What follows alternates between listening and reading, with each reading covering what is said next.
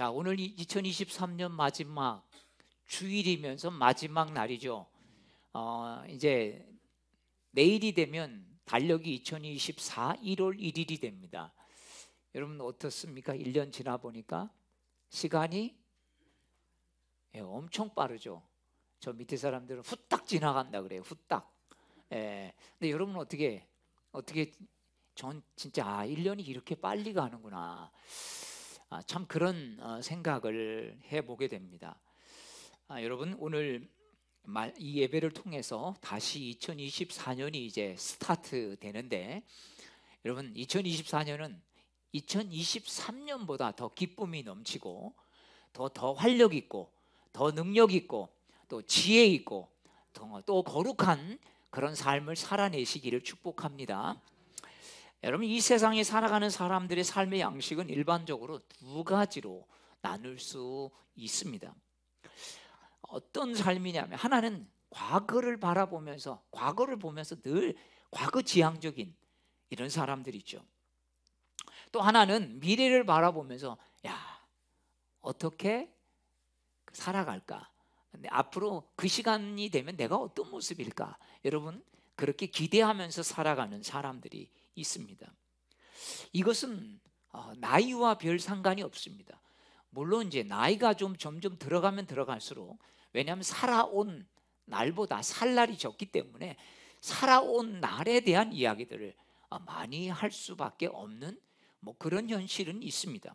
그러나 여러분 아무리 나이가 많아도요, 아직도 꿈이 있고 그 꿈 때문에 가슴이 뛰는 사람들이 있는가 하면 젊은 사람들인데도 계속 현실, 오늘이죠.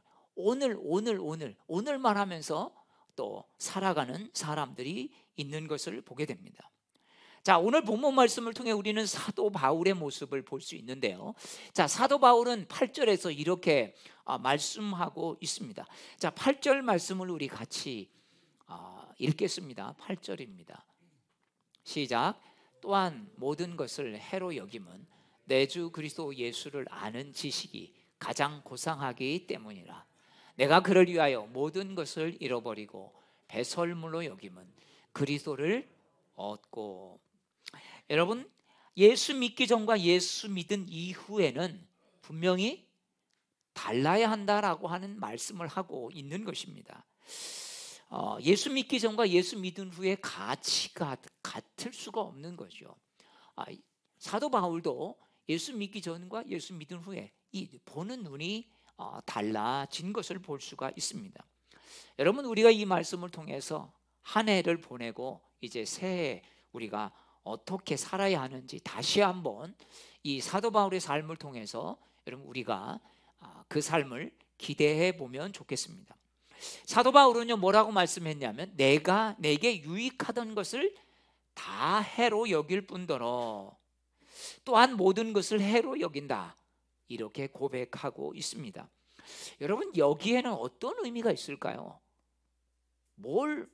어떤 것들을 유익하던 것을 해로 여기고 또 모든 것을 그렇게 여긴다, 이렇게 말하고 있을까요? 여러분 한마디로 내가 그냥 좋아했던 것들, 이런 것들에 그거에 집착하지 않겠다라고 하는 여러분 결단일 것입니다. 여러분 새해를 앞두고 우리가 새롭게 시작하는 비전을 가질 때 여러분 필요한 마음의 자세가 아니겠습니까? 그래서 우리는 자꾸 과거에 어땠고 내가 그때 그랬어도 그때 그래, 자꾸 이렇게 과거만 생각하면서 아쉬움만을 가지게 되면 여러분 어떤 일들이 일어나, 미래에서 우리 삶 속에서 일어나는 이런 것들을 오히려 놓쳐버릴 수가 있다라고 하는 것이죠. 여러분 그래서 우리가 새로운 출발을 위해서 꼭 우리가 해야 될 것이 몇 가지가 있는데, 오늘은 저는 그걸 함께 여러분과 나눠보려고 합니다. 첫 번째, 지난 과거의 실수와 실패를 잊어야 합니다. 어떤 사람은 실패를 교훈 삼아서 뭘 한다고 하는데요, 여러분 오히려 그것을 딛고 일어서서 교훈 삼고 그거를 이러는 게 사실은 쉽지 않다는 거죠. 오히려 거기에 눌려버리기가 훨씬 쉽다는 것입니다. 어린 아들이 아버지와 대화를 합니다. 아빠, 이상한 것이 있다? 내가 친구와 이야기할 때 하고 아빠하고 이야기할 때 하고 달라. 이런 이야기를 하니까 아버지가 귀를 쫑긋하게, 뭔데? 야 아들아, 그 차이가 뭔데? 아빠하고 이야기하면 맨날 아빠 옛날 얘기, 나 어렸을 때 이야기, 그런 이야기를 많이 하게 되는데, 아빠 친구하고 만나서 이야기하면 앞으로 내가 어떻게 해야 될지, 어떻게 할지, 이런 이야기만 자꾸 하게 돼. 이 아이의 말을 듣고 아버지가 많은 생각을 하게 되었다는 것이죠. 내가 늙어가고 있구나. 나이가 들어가는 것이 슬픈 것이 아니라 생각도 늙어가고 있다라고 하는 것, 이런 것들을 보면서 더 새롭게 느끼게 되었다라는 것입니다. 여러분, 오늘 사도 바울은 어떤 태도를 우리에게 보여주고 있는 것입니까? 바울은 이미 얻은 것이 참 많은 사람이었습니다.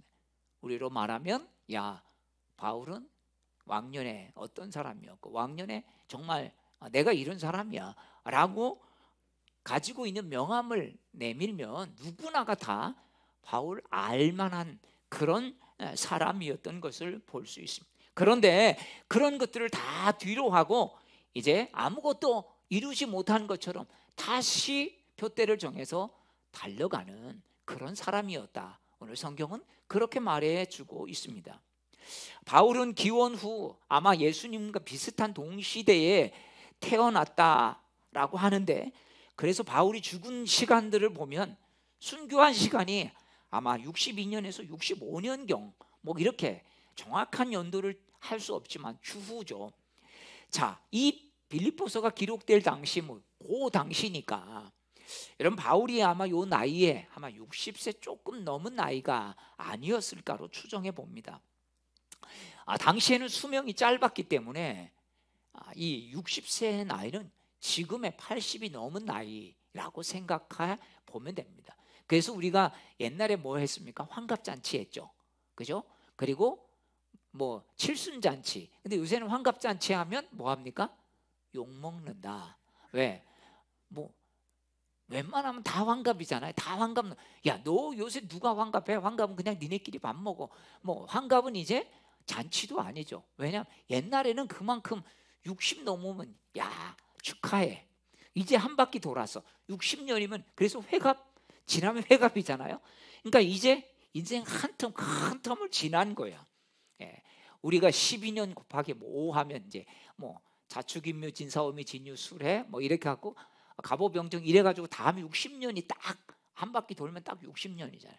그래서 인생 이제 진짜 한 바퀴 돌면 거의 옛날에는 거의 끝이 났죠. 그런데 그래서 노후 준비도 필요 없었다, 뭐 이렇게 말합니다. 바울도 바로 지금 그런 상황 가운데 있는 것입니다. 그런데 여러분, 바울은요, 빌립보서를 읽어보면 그 마음속에 하나님이 주신 비전으로 가지고 마음이 설렜고, 그 발걸음과 마음은 앞으로 하나님이 보여주실 그 미래 비전을 바라보면서 달려갈 수 있는 그 마음이 있었던 것이죠. 그 마음이 설렜다는 것입니다. 여러분, 60 넘어서 마음이 설렌다? 참 이게 바울은 어떤 삶을 살았을까? 나도 지금보다 나이가 앞으로 5년 10년 더 먹으면 뭔가의 마음이 막 설레고 움직이고 그런 마음이 유지될 수 있을까? 제가 은퇴하면 뭘 해볼까 생각하다가 나도 공부하고 싶은 거 해보자. 방송통신대나 이런 데 다시 다녀서 내가 신학 말고 다른 학문을 한번 그런 생각을 했던 적이 있습니다. 뭐 그 마음들이 계속 유지될지 모르겠지만 참 그런 마음들을 가지고, 여러분, 바울도 제 나이보다 더 많은 그때 60이 넘은 나이에 그렇게 할 수 있었던 것이죠. 왜 여러분 바울이 이렇게 미래지향적인 삶을 살게 된 비결이 어디 있을까요? 아니, 여러분, 우리가 더 진지하게 물어볼 질문은 이 시대를 살아가고 있는 우리들이, 특별히 여러분 여기 바울과 동기생들이 되는 분, 바울보다 조금 더 나이 많은 누나들, 그렇죠? 그 다음에 형들, 뭐 그렇게 있고, 또 바울 말하면 동생, 제가 이제 몇 살 동생처럼 여러분 그런 사람들이 있는데, 이 시대를 살아가고 있는 우리들이 삶의 환경과 상황들이 때로는 우리를 절망하게 하고 낙심하게 할 때 그 상황을 넘어설 수 있는 힘이 어디서 나올까? 여러분 그 어려움을 이길 수 있는 힘이 어디서 나오십니까? 사실 사도 바울이 60이 넘었으면 잘했건 못했건 이제 뭐 하는 때예요? 삶을 정리할 때죠. 과거에 살만했던 삶이었기 때문에 어떻게 보면 자랑하게 되는 것입니다. 사도 바울은 바리새인 중에 바리새인이었습니다. 요즘 말하면, 우리나라로 말하면 성골 중에 성골이죠. 저희 학교 다니면서 농담으로 그랬더니 목사님 아들은 성골, 장로님 아들은 진골, 저 같은 사람들은 육두품, 뭐 이런. 그래서 이제 결혼하게 되잖아요. 그럼 목사님 아들하고 목사님 딸하고 결혼하면 진짜 성골, 뭐 이래 갖고 그냥 농담으로 야, 쟤는 성골 출신이래. 왜냐하면 그렇잖아요. 목사님 아들들은 신학을 하면서 목회를 하면 아버지로부터 참 배운 게 많이 있어서 제가 보면 참 목회를 잘 하더라고요. 또 장로님 아들도 마찬가지죠. 신학을 하면 어릴 때부터 배운 게 있어가지고, 물론 그 중에 개중에 삐딱한 애들도 있지만 꼭 정말 부러울 때가 있었습니다. 그렇게 신앙생활 잘하는 부모 밑에서. 저는 제가 일대니까 제가 그냥 부모님 신앙생활 안 하는데 야, 너 교회 가라. 뭐 교회에서 나쁜 거 가르치겠니? 엄마가 그러면서 제가 옆에 갔더니 교회가 있었고, 저도 이제 교회를 찾아서 제 스스로 신앙생활을 하기 시작했던 1세대이기 때문에 뭔가 제가 가까이서 롤모델이 없었던 것이죠. 근데 사도 바울은 바리새인 중에 바리새인이다.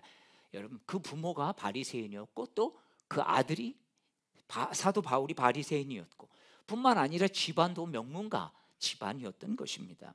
유대인인데 로마 시민권을 가지고 있어요. 이거는 뭐냐면 그 당시에 로마 시민들은요, 요즘 우리가 말하면 대사들이죠. 그래서 치외 법권이 됩니다. 그러니까 뭔가 범죄를 해도 그 사람은 어떤 일반적으로 재판을 받는 게 아니라 로마 황제에게 재판을 받죠. 그래서 나중에 사도 바울이 로마 황제에게 재판을 받으러 로마로 이송이 되지 않습니까? 그래서 바로 로마로 가게 되어지는 것이죠. 뿐만 아니라 학식도 뛰어나서 그 당시에 최고의 선생 밑에서 배웠다는 겁니다. 우리로 말하면 지금 그냥 한국으로 말하면 서울대에서 공부했던 그런, 세상적으로 보면 가문이나 또 능력이나 보면 성공한 사람이었습니다. 최고의 학문을 배웠고 정말 누구도 함부로 할 수 없는 로마 시민권을 가진 특권층이었다라고 하는 것입니다. 그러니까 여러분, 바울은 어떻습니까? 과시할 만하죠. 나 이런 사람이야. 사도 바울이 감옥에 갇히고 그 빌보 감옥에 갇히지 않습니까? 근데 자신을 드러내지 않죠. 나 로마 시민권 있는 사람이야 이랬으면 아마 그때 처음부터 함부로 하지 못했을 겁니다. 근데 담에 맞고 들어가서 간수장 구원하고 나니까 이제 그걸 로마 시민권을 가진 사람이 막 처음에 자신들이 놀라죠. 벌벌 떨죠. 우리가 이런 사람을 함부로 대했구나. 괜찮다, 걱정하지 마라. 자, 이게 선교로 쓰였던 것을 볼 수 있습니다. 오히려 이 자랑할 만한 것이 사도 바울에게는 오히려 예수 믿고 나니까 방해가 되었다, 이렇게 고백하고 있는 것입니다. 자신의 기득권을 이용해서, 가진 힘을 이용해서 예수 믿는 사람들을 수많이 핍박했고 그 사람들을 잡아서 어디다가 넘겼습니까? 제사장에게 넘기는 그런 역할들을 이 바울이 했던 것이죠. 세상에 가신 지식이 있으니까 얼마나 똑똑해요. 똑똑하니까 오히려 똑똑한 대로 더 머리가 좋아서 나쁜 짓을 더 잘할 수가 있는 것입니다. 여러분, 공부 잘하고요, 그러면 나쁜 짓도 더 잘할 수 있어요. 그래서 여러분, 똑똑하고 공부 잘한 사람들이 이게 가치가 잘못되고 그러면 여러분, 그런 사람들이 나라를 망치는 것이죠. 뭐 어떤 사람들이 그러더래. 그래서 우리나라는 서울대가 나라를 망쳤다, 뭐 이런 얘기도 하는. 왜? 그만큼 똑똑한 사람들이 잘못되면 오히려 더 문제를 일으키기 때문입니다.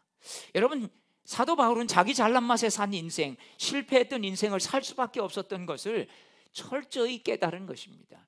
내가 가지고 있던 이 힘, 이 지식, 이게 예수님 없으니까 오히려 더 문제를 만드는구나.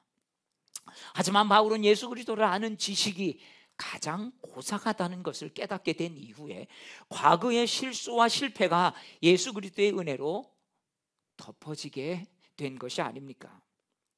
사랑하는 여러분, 실수와 실패가 정말 그 인생을 크게 좌우하면서 어렵게 할 때도 수도 있고요, 새로운 삶으로 가는 전환점이 되게 하기도 한다는 것입니다. 여러분, 예수를 만날 때 그 실수와 실패는요, 오히려 인생의 터닝 포인트가 된다는 사실입니다. 아멘이십니까? 지난 8월 우리 청년들과 함께 국제 코스타를 참여했습니다. 부산 수영로교회에서 하는 강사로 온 그 강사 중에서 머리 이렇게 반질반질 하시면서 이렇게 빛이 나시는 분이 계셨는데, 이분이 보니까 한국말도 좀 짧아요. 잘 못하셔요. 근데 미국 헐리우드의 영상 감독, 즉 특수 촬영 감독이었어요. 스티븐 오라고, 우리 청년 몇 아마 같이 들었는데요. 뭐 그래서 여러분 우리 영화 아는 미션 임파서블, 그 다음에 뭐 하여튼 여러 가지 있는데 저는 다른 거 기억 못하고 그것만 기억합니다. 그런 특수 촬영을 맡아가지고 드론하고 뭐 이렇게 장비들을 이런 그런 걸로 이제 하는 사람인데요, 아주 유명한 감독입니다. 근데 이 스티븐 오가 어떻게 자신이 인생을 바꿨냐면, 태권도 사범인 아버지를 따라서 호주에서 살게 되었다는 겁니다. 그러니까 아버지가 태권도를 하면서 선교사 역할들을 하셨던 것 같아요. 그런데 자신도 태권도를 하다가 청년 때 발목이 부러진 겁니다. 박살이 난 거예요. 뭐 하다가 박살 났다는 걸 들었는데 잊어버렸습니다. 예, 박살이 났는데 더 이상 태권도를 할 수 없었다는 거예요. 아니, 정말 이게 뭐 어릴 때 해서 인생이 바뀐 것도 아니고, 이제 할 수 있는 경우, 여러분 운동선수 하다가 다른 거 하기가 참 어렵습니다. 근데 그때 박살 나면서 태권도를 할 수가 없었는데요, 오히려 그것이 인생의 절망이 아니라 자신의 인생을 새롭게 바꾸는 놀라운 전환점이 됐다고 그렇게 고백하는 것을 봅니다. 그는 어려운 가운데서 매일 기도했답니다. 근데 딱 3마디만 기도했대요. 주님 사랑합니다. 주님 부탁합니다. 주님 제 인생 맡깁니다. 그러면서 우리 청년들에게, 야, 다른 기도 안 해도 되니까 3가지만 해. 주님 사랑합니다. 주님 부탁합니다. 주님 제 인생 맡깁니다. 늘 이런 기도를 드렸다는 것입니다. 사고가 나서 감사한 인생을 살게 되었다. 그래서 이런 기도를 통해서 하나님이 그의 인생 속에 새로운 것들을 공부하게 하면서 자신의 인생의 전환점이 오게 되었다는 것이죠. 예수를 만났으니까 자기 인생이 이렇게 바뀌었다는 겁니다. 아니면 정말 절망으로 몰아갈 수밖에 없었다는 것이죠. 여러분, 이게 그냥 됩니까? 자기 의지로? 주님 만났으니까 된 것이죠. 여러분, 힘들 때 문제 안 붙잡고 문제에 빠져서 감정에 넘어지지 않고 주님 붙잡으니까 눈이 열리더라는 거죠. 눈이 열리니까, 야, 그동안 자기를 누르고 있던 그 문제들이 뭐예요? 하늘 문이 열리는 걸 자기가 보게 되었다는 거예요. 내가 아무것도 할 수 없고 이제는 내 인생 어떻게 해야 되나, 이런 짓눌려 있던 게 문이 열렸다는 거죠. 그래서 하나님이 인생을 복된 길로 인도하셨다. 이게 내 인생을 꺾으시는 게 아니라 완전히 하나님이 새로운 삶으로 하나님 바꾸시려고 하는 하나님의 계획이었다. 여러분이 그렇게 고백을 하는 것을 보게 됩니다. 그래서 실패는 하나님의 부르심의 사인이라는 것입니다. 여러분, 실패해도 우리 믿는 사람들이 절망하고 좌절하는 시간들을 짧게 줄일 수 있는 이유가 뭐겠습니까? 이게 하나님 부르시는 사인이다. 이걸 믿을 때 우린 실패해서 일어설 수 있다는 것이, 오히려 성공이 더 위험하다는 겁니다. 특별히 젊어서 성공하는 거. 왜냐하면 교만해지기 때문이죠. 교만은 패망의 선봉이다. 여러분, 잠언에도 그렇게 말씀하고 있지 않습니까? 예수 그리스도의 은혜는 지난날의 실수와 실패를 덮어주었던 것처럼, 여러분 사도 바울에게도 스티븐 오 감독에게도 뿐만 아니라 여러분 우리에게도 동일하게 하나님이 역사하시는 것인 줄로 믿습니다. 사도 바울이 그래서 내게 유익하던 것을 다 해로 여겼다라고 고백할 수 있는 것은, 여러분 하나님 은혜가 얼마나 큰지 그걸 깨달았기 때문이죠. 오히려 바울은요, 세상의 권세를 누릴 때는 핍박을 하는 사람이었습니다. 세상의 힘을 가지고 자기가 하고 싶은 대로 하는 사람이었습니다. 근데 그게 좋다고 하지 않아요. 야, 내가 그러다가 진짜 지옥 가서 괴수 중에 괴수였구나. 하나님이 나를 붙잡아 주셨으니까, 그런 데서 건져 주셨으니까 지금은 이제 핍박 받는 자로 살지만 이게 더 가치가 있는 인생이라는 것을 여러분 사도 바울이 깨달은 것이 아니겠습니까? 우리는 지난날 실수와 실패에 대해서 여러분 얼마나 스스로를 달달 볶을 때가 많습니까? 근데 하나님은 그렇게 하시는 분이 아니라는 거죠. 우리 주님은 우리가 조금이라도 하나님의 은혜를 깨달으면 여러분 그 과거와 실패를 디딤돌 삼아서 오히려 가게 하시는 것입니다. 하지만 안타깝게도 오늘날 많은 사람들이 하나님의 은혜를 깨닫지 못하고 이전에 실수와 실패에 매여서 현재의 삶까지도 낭비하고 있다는 거예요. 새로운 삶으로 도약할 힘을 얻지 못하고 있는 것이죠. 누구에게나 사실 여러분 안타까운 순간이 있지 않습니까? 지우고 싶은 순간, 야, 내 인생에 그때 그 순간만 없었으면. 여러분 그런 순간이 여러분 혹시 머릿속에 스치고 지나가지 않을지 모르겠습니다. 제가 교회 체육관에서 족구를 하다가 다리가 부러졌는데요, 딱 부러지고 나서 뻑 하는데 딱 보니까 이게 다리가 순식간에 몇 초가 됐는지 모르겠어요. 딱 부러지고 이게 발목이 확 돌아가면서 빡 했는데 갑자기 이게 붓기 팍 부으면서 이렇게 부어가는데, 그때 무슨 생각이 드는 줄 아세요? 아, 아파 죽겠다. 이거 하나도 아프지도 않아요. 긴장해갖고. 무슨 생각이 드냐면 5분 전으로 돌아갔으면 좋겠다.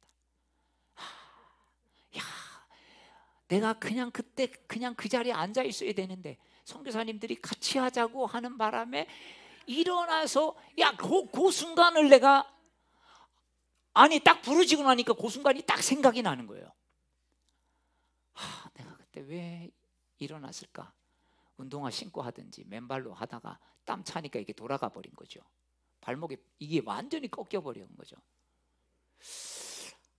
뭐 부러진 것보다 부러지고 이제 감당해야 될 생각을 하니까 모든 일들이 다 이렇겠구나. 여러분 그냥 뭐 운전도 여러분 마찬가지 아닐까? 그때는 괜찮은데 사고 나고 나면 좀 전에 그때 이런 생각을 했겠죠. 또 뭐 음주운전을 하고 그러면 더 심하겠죠. 내가 그때 왜 술 먹었을까? 막 후회 막 뭐 더 말할 이유도 없을 겁니다. 여러분 우리 순간에는 그런 5분 전으로 돌아갔으면 좋겠다. 이 말도 안 되는 거 아니겠습니까? 그죠? 말도 안 되는 거죠. 아무리 거기서 깊이 생각해도 절대 5분 전으로 돌아갈 수 없어요. 인생은 안 바뀌는 겁니다. 어느 누구도 한 번 쏟아버린 물은 다시 주워 담을 수 없는 것이죠. 여러분 어떻게 해야 합니까? 받아들이는 거죠. 어쩔 수 없어요. 받아들이는 거예요. 누구나 실수할 수 있고 누구나 실패할 수 있습니다. 세상에서 하는 일마다 성공하고 하는 일마다 옳은 판단을 하는 사람은 그 누구도 없습니다. 우리가 믿음의 조상이라고 부르는 아브라함을 한번 보십시오. 여러분 어떻습니까? 아브라함 겁쟁이였죠. 자기 아내를 누이라고 속이고 다른 남자한테 아내조차 내주는, 그러면서 막 정말 어떻게 그러고 있었는지 모르겠는데, 모세는 마음을 다스리지 못하고 애굽 사람을 쳐서 죽이고 모래에 묻어버렸습니다. 여호수아는 기브온 사람들이 꽤 속아서 그들과 조약을 맺었어요. 알고 보니까 너무 가까운 데서 온 사람이었어요. 왜? 성경은 뭐라고 말합니까? 기도하지 않았기 때문에 못 본 거죠. 여러분 베드로는 어떻습니까? 예수님 모른다고 3번씩이나 부인했습니다. 좀 전까지만 해도 뭐라고 했어요? 다른 사람은 몰라도, 다른 사람은 그래도 나는 절대 예수님 모른다고 안 합니다. 저를 모르십니까? 예수님 앞에 얼마나 호언장담을 했습니까? 여러분 사도 바울도 마찬가지죠. 아픈 과거를 가지고 있는 사람이었습니다. 성경은 이들을 가리켜 실패자라고 그런데 하지 않는다는 거죠. 아브라함은 믿음의 조상이 됐고요, 모세는 이스라엘의 지도자의 가장 큰 반열에 올라섰습니다. 다윗과 모세. 구약의 다윗과 모세 아닙니까?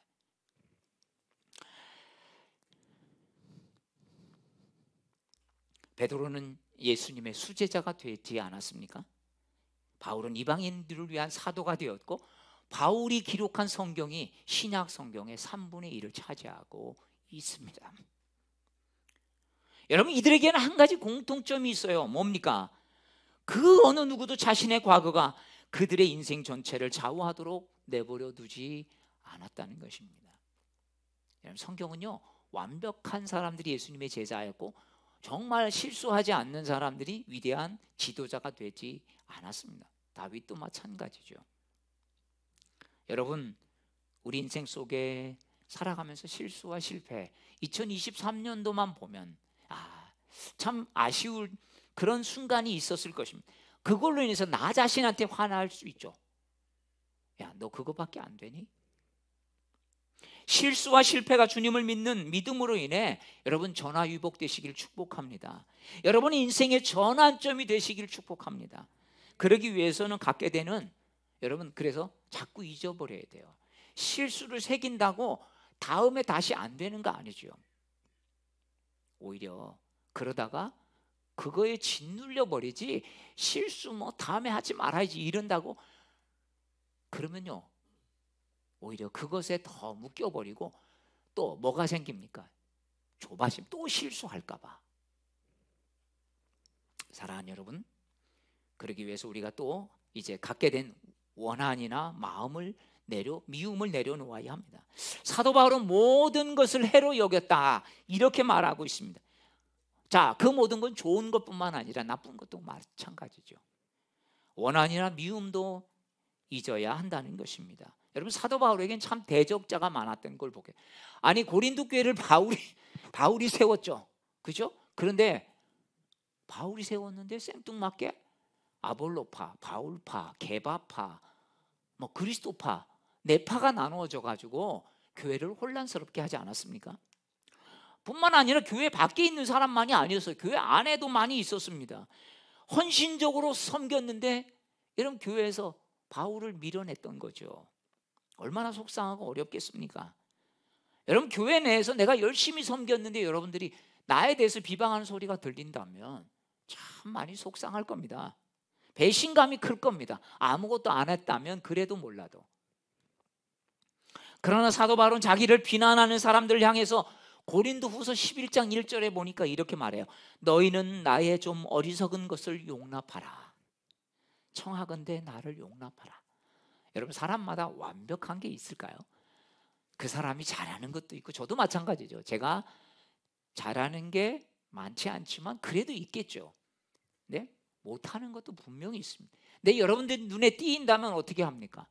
여러분, 목사를 잘하는 게 있다면, 못하는 게 있다면, 저건 하나님이 내가 보이게 하는 것은 내가 목사님을 도와주라고 하는 거구나. 여러분, 남편에게, 아내에게 모자라는 게 보이면 어떻습니까? 도와주라고 하는, 나를 붙여주신 거 아니겠습니까? 그래서 우리가, 그게 반쪽이죠. 여러분, 그래서 부부예요. 그래서 부부는 좀 결혼한 사람들 보면 너무 다 달라. 완전 반대로 살아요. 예. 우리 진짜 반대야 이렇게 대놓고 하시는 분도 있더라고요. 예. 왜 너무 달라요? 저희도 100% 달라요. 근데 왜 다를까요? 다르니까 서로 보완이 되는 거죠. 보완해 주시려고 하나님 그렇게 맺어 주신 것입니다. 여러분 마찬가지예요. 제가 좀 부족한 게 있다면 여러분 메워주시고, 여러분 부족한 게 있다면 저도 기다려주면서 메워주고, 여러분 이런 게 교회죠. 이게 가정이죠. 회사에서도 마찬가지 아니겠습니까? 그냥 그걸 가서 문제 삼고 비난하고 이런다면 여러분 어느 누구도 성할 사람이 없는 것입니다. 그래서 여러분 뭐가 필요해요? 주님의 은혜가 필요한 겁니다. 아멘. 한 해 살면서 여러분 상처 준 분이 있습니까? 여러분 남편에게 상처 주었습니까? 아내로부터 상처를 받았습니까? 자녀들이 여러분 실망시켰습니까? 아니면 부모가 여러분을 참 낙심시켰습니까? 성도들에게 받은 상처가 있습니까? 여러분 그런 것들 이제 용서하고 다 잊으십시오. 그렇지 않고 이 묵은 마음들을 또 갖고 가서 어디 너 두고 보자. 너도 때가 되면 나의 이 비난의 화살을 받으리라. 여러분 이루고 한다면 여러분 정말 그 사람만이 아니라 나도 힘든 거죠.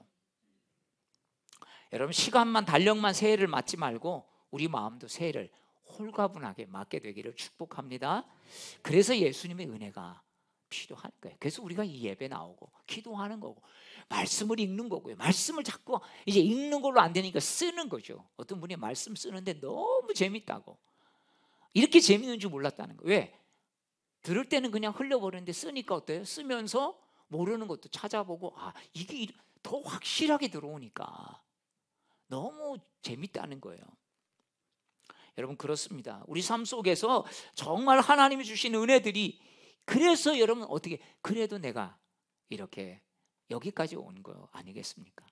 사도 바울은 약점을 가지고 있었습니다. 키도 작았어요. 제가 사도 바울의 모습을 그려놓은 엽서를 가지고 있는데 대머리에다가 머리가 없어요. 이렇게 완전히 일본 순사처럼 여기만 딱 머리가 남아있고, 근데 너무 못생겼어요. 키도 작고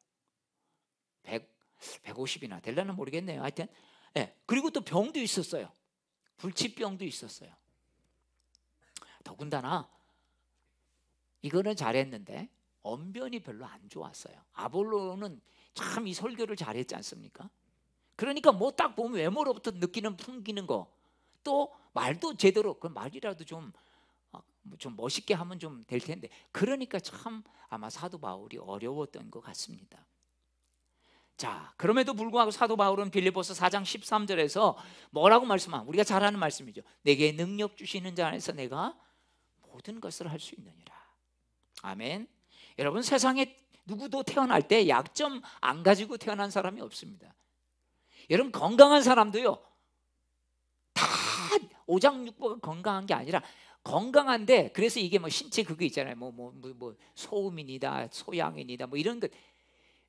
그 중에 위가 좋은 사람은 장이 안 좋고요, 장이 좋은 사람은 위가 안 좋고, 뭐 위가 좋은 사람은 또 뭐가 안 좋고, 한 가지는 다 안 좋아요. 심장이 안 좋은 사람도 있고, 다 100% 좋은 사람은 없다는 거예요. 마찬가지로 우리에게도 약점이 있어요. 다 가진 것 같이 생긴 사람도 있죠. 생기기도 잘생겼는데 똑똑하기까지 해. 키도 커. 또 좋은 집에 태어났어. 그런 사람은 불공평하게 보이는데, 여러분 그거는 우리가 단면만 보는 겁니다. 여러분, 우리가 깨달아야 할 것이 있어요. 우리에게 주어진 불리한 조건들에게 얽매여서 고민하는 것은 우리 인생에 오히려 마이너스라는 거예요. 여러분, 그래서 우리 약점보다 하나님이 주신 강점을 볼 수 있기를 축복합니다. 하나님께서는 모든 사람들에게 약점도 주시지만 모든 사람들에게 그 약점을 커버할 수 있는 강점을 다 주시는 거예요. 아니, 오죽하면 군뱅이도 구르는 재주가 있다고 하겠어요. 아니, 군뱅이 같은 것도 굴러가는 재주. 그러니까 재주 없는 사람, 뭐 잘하는 강점 없는 사람은 없다. 있다. 뭐죠? 강점이 없는 사람은 없다, 이런 거죠. 그러니까 있다는 말이죠. 인도 선교사로 유명한 윌리엄 캐리가 참 선교사로서 엄청난 큰 놀라운 일을 했습니다. 근데 이거를 시기하면서 옆에서, 아니 윌리엄 캐리 저 사람 옛날에 구두 만드는 사람이었어. 그러면서 얕잡아 보았습니다. 그때 윌리엄 캐리가 이런 말을 했다고 합니다. 아닙니다. 저는 구두를 만들지 못하고 겨우 구두를 수선한 사람이었습니다. 여러분, 오히려 아니 나를 그렇게 무시해? 그래, 내가 구두 만든 거하고 너하고 무슨 상관이, 이렇게 하지 않고, 무슨 소리요, 저는 구두 만들 능력도 없어서 구두를 고치는 사람이었습니다.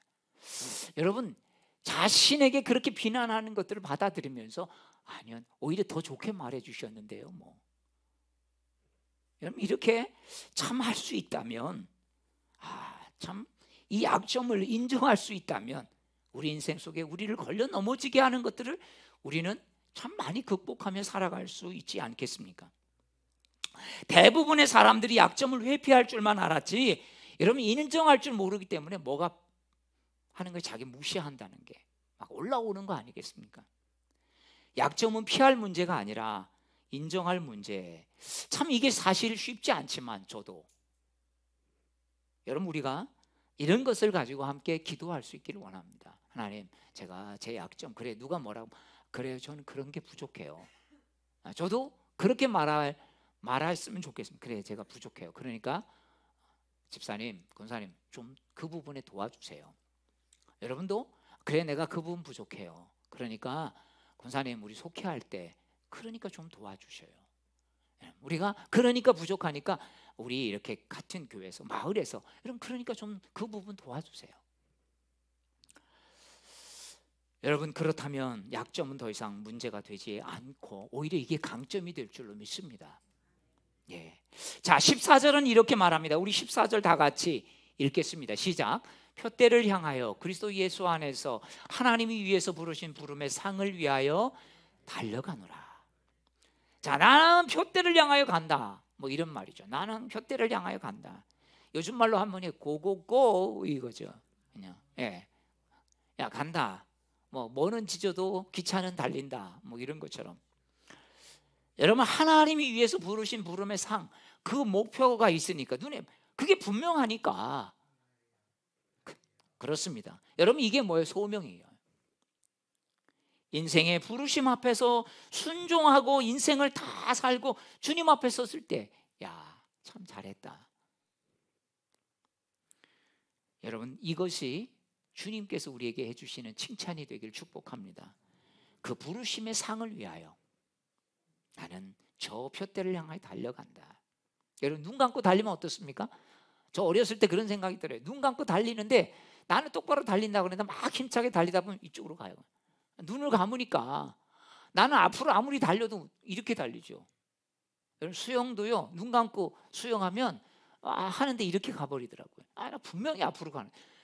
표대를 놓쳐버리면 여러분, 우리는 아무리 힘차게 뛰어도 엉뚱하게 튈 수밖에 없어요. 그렇습니다. 사랑하는 여러분, 참 어려운 순간 속에서도 정말 하나님께서 우리에게 그런 표대를 주신 것, 그거 보고 달려가야 길을 잃지 않는다, 방황하지 않는다는 것입니다.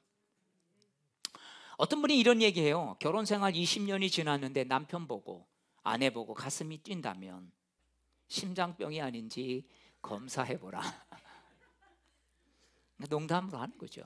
아직도 아내 보면, 남편 보면 가슴이 뜁니까? 이게 자연스러운 현상이 아니야. 그건 심장병의 문제가, 심장에 문제가 생긴 거예요. 여러분, 나이 들었다고 가슴 뛴 일이 없다고 당연하게 여기면 안 됩니다. 사도 바울은 표대를 보면서 가슴이 뛰기 시작한 거예요.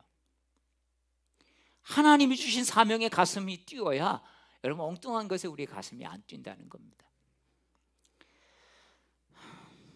2024년 우리는 그것을 위해 살고 그것이 목적이 되어도 아깝지 않고, 여러분, 후회하지 않는 그것을 향해서 여러분, 우리가 힘차게 달려갈 수 있기를 축복합니다. 그래서 한 주간 살면서 이제 2024년을 준비하면서 달력만 딱 찢으면 2024년 1월 1일이 아니라 여러분, 우리의 마음도 그래, 나의 약점, 그래, 하나님 받아들일 수 있는 좀 넓은 마음, 그래서 그러니까 도와주세요, 그러니까 같이 합시다. 여러분, 이렇게 하고 또 우리가 과거에 받은 상처들, 이런 것들 다 내려놓을 수 있는, 여러분, 이런 마음을 가져서 이것도 또 메고 저것도 메고 가고. 제가 휴가 때 몇 년 전에 필그림 하우스를 간 적이 있습니다. 가평에 있는, 거기서 일주일 동안 목사님이 또 부흥에 초청해서 제가 부흥에 가면서 거기서 이제 말씀 준비하면서 그 동산을 돈 적이 있는데요. 거기 이제 순례길을 쭉 도는데, 그 나그네가 짐을 갖고 가다가요, 그 짐을 내려놓을 수 있었던 것은 바로 십자가를 바라보는 순간 그 짐이 풀어진 거예요. 여러분, 우리가 정말 이런 것들을 계속 또 새해 되는데 또 옛날 짐들을 다 지고, 여러분, 그렇게 갈 수밖에 없는 존재예요. 근데 십자가를 바라보면서 그 은혜가 주어지니까 이걸 다 벗어버리고 이제 새로운 길로, 그 짐들을 없이, 여러분, 짐 없이 홀로 몸을 가지고 달려간 그 순례자의 그 모습을, 그 영상, 그 조각상으로 보면서 참 많은 감동을 받고, 제가 교인들한테 그때 안식년 메시지를 거기서 찍은 그런 기억이 납니다. 여러분, 십자가의 은혜 아래서 여러분, 짐들이 벗어지고, 그래서 2024년 새로운 마음으로 새해를 힘차게 달려가는 저와 여러분 되기를 축복합니다. 우리 다 함께 일어나